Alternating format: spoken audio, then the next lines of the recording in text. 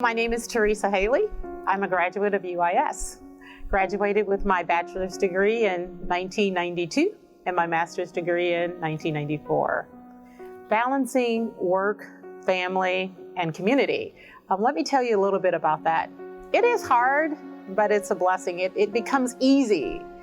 If you enjoy doing it, it makes a difference when you're giving back to your community. I always tell people to know their purpose in life. My purpose in life is to serve God first, family second, and community third. But of course, I need that job, right? I have to work being a divorced single parent and making sure that I can pay my bills. I'm currently responsible for my father, who is in a nursing home. He has dementia and Alzheimer's. And I also have custody of my granddaughter. So balancing family and work is definitely something that I'm good at. What's in my hand is truly a blessing.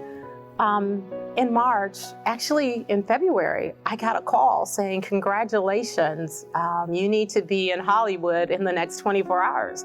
Next 24 hours for what? You are the first recipient of the NAACP Activist of the Year Award. Now granted, I'm the branch president of Springfield. I'm also the state conference president, so I serve everywhere from Cairo to Chicago, from Quincy to Danville, and all of the branches in between. And so to get that call was really overwhelming.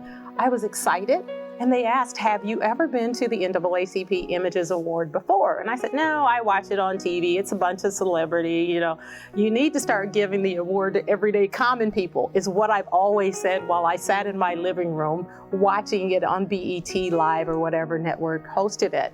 And it was really a phenomenal thing. So to get that call and say that you're the first recipient was truly an honor and a blessing. I think we found each other. I don't think I was looking for the NAACP, nor were they looking for me.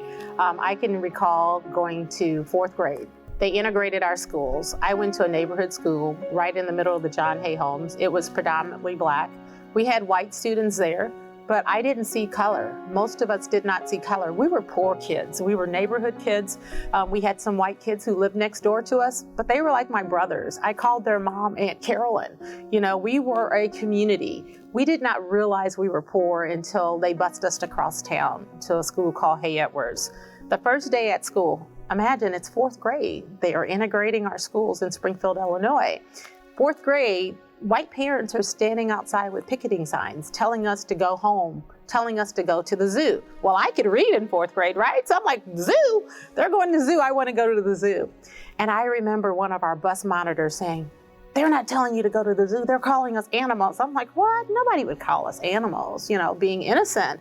But it was true. They were telling us they didn't want us there and that we didn't belong with their children, their white students, and we should go to the zoo or go back across town. So I think then I started speaking up and speaking out about what I was seeing. I started asking more questions, why is an apple red? Why is the tree green? Those kinds of questions, because I wanted to know. I wasn't asking to be disrespectful of my teachers and of my peers. I was asking for understanding. So one of the things that I continue to do with the NAACP is to ask the question, why? We learn from our history so we don't repeat it.